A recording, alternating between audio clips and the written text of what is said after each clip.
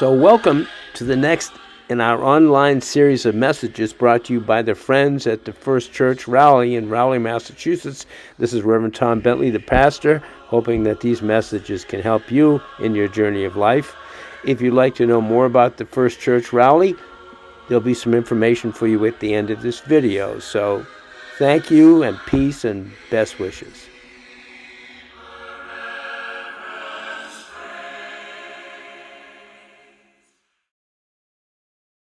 So, welcome. Grace to you and peace from our friend Jesus. Turns out we've had one of the biggest snowstorms in a long time in New England, and I'm snowed in. I'm hunkered down, and I'm thinking about the opportunities for being boxed in by this rough weather. So we have a fire going, and I'll welcome you to our warm fire. Outside, the storm rages. Some predictions suggest almost 3 feet of snow in some parts of eastern Massachusetts. It's cold, and it's blustery.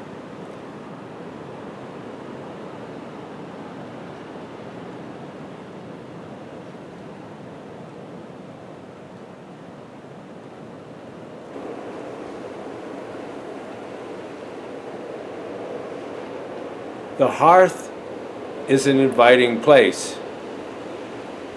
Thinking as I watch its crackling flame, I recall one of my favorite poems, Snowbound, by John Greenleaf Whittier. Whittier was one of America's most famous poets in the 19th century. He was born in 1807 and died in 1892.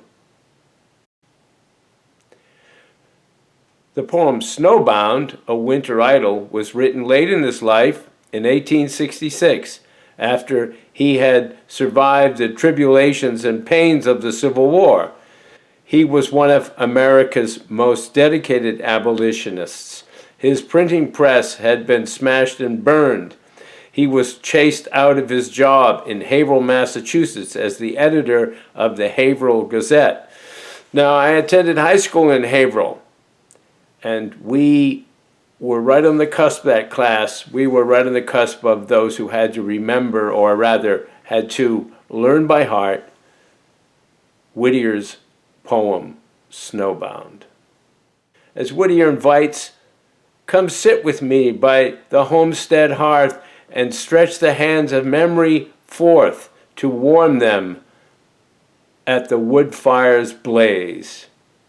The famous lines begin, the sun that brief December day rose cheerless over hills of gray, and darkly circled gave at noon a shattered light, then waning moon.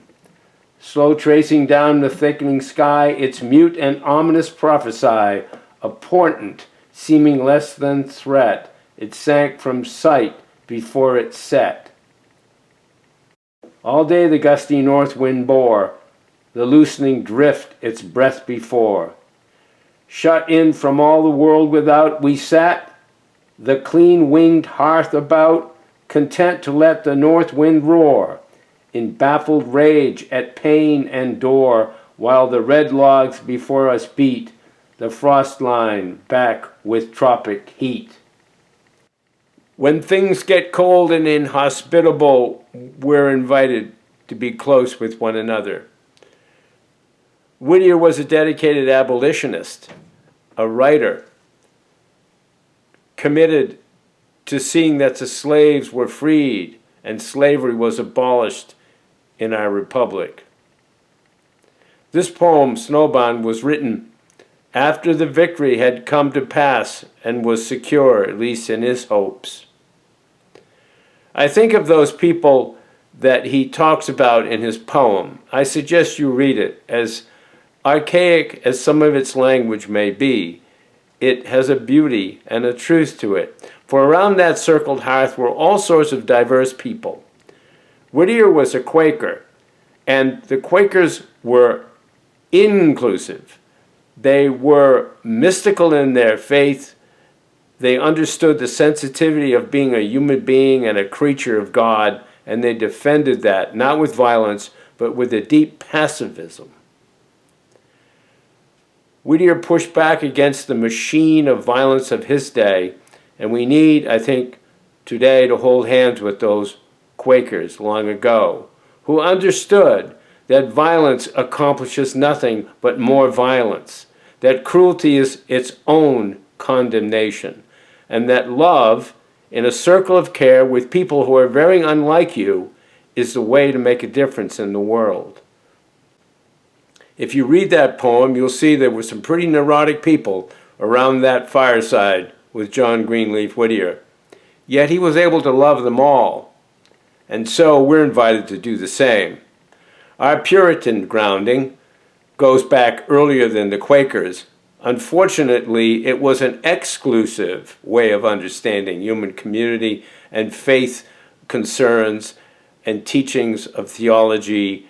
The Quakers rejected that and wanted instead the ability to be with people of all persuasions and experiences.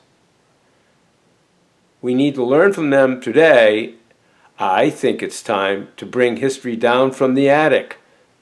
It's been up there far too long. I think it's important for us to discover these heroes and heroines of what we think is so long ago, but their words are very prescient for what we're facing today, and consequently their words then now speak to us in the moment, yes, here and now.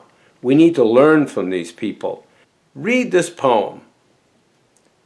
I suggest you read it while the snow of the blizzard of January 2022 is still woofing around you outside.